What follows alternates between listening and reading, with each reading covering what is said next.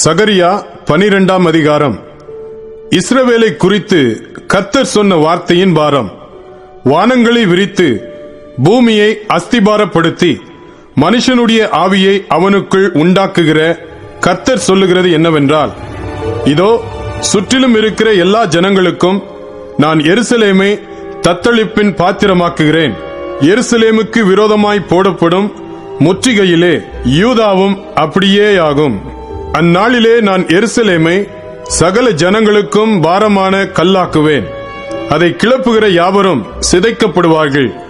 பூமியிலுள்ள ஜாதிகளெல்லாம் அதற்கு விரோதமாய் கூடிக்கொள்வார்கள். அந்நாளிலே நான் குதிரைகளுக்கெல்லாம் திகைப்பையும் அவைகளின் மேல் ஏறி இருக்கிறவர்களுக்கெல்லாம் புத்தி மயக்கத்தையும் வரப்பண்ணி, யூதா வம்சத்தின் மேல் என் கண்களை திறந்து வைத்து ஜனங்களுடைய எல்லா குதிரைகளுக்கும் குருட்டாட்டத்தை உண்டு பண்ணுவேன் என்று கர்த்தர் சொல்லுகிறார். எருசலேமின் குடிகள் சேனைகளின் கர்த்தராகிய தங்கள் தேவனுடைய துணையினால் எங்களுக்கு பலனானவர்கள் என்று அப்போது யூதாவின் தலைவர் தங்கள் இருதயத்திலே சொல்லுவார்கள்.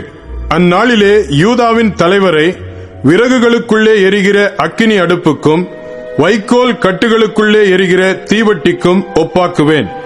அவர்கள் வலதுபுறமும் இடதுபுறமுமாக புறப்பட்டு சுற்றிலும் இருக்கிற எல்லா ஜனங்களையும் பட்சிப்பார்கள்.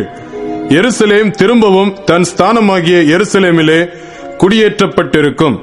தாவீது வம்சத்தாரின் மகிமையும் எருசலேமின் குடிகளுடைய மகிமையும் யூதாவின் மேல் தன்னை உயர்த்தாதபடிக்கு கர்த்தர் யூதாவின் கூடாரங்களை முதல் ரட்சிப்பார். அந்நாளிலே கர்த்தர் எருசலேமின் குடிகளை காப்பாற்றுவார். அவர்களில் தள்ளாடினவன் அந்நாளிலே தாவீதைப் போல இருப்பான். தாவீது குடும்பத்தார் அவர்களுக்கு முன்பாக தேவனைப் போலும் கர்த்தருடைய தூதனைப் போலும் இருப்பார்கள். அந்நாளிலே எருசலேமுக்கு விரோதமாய் வருகிற எல்லா ஜாதிகளையும் அழிக்க பார்ப்பேன்.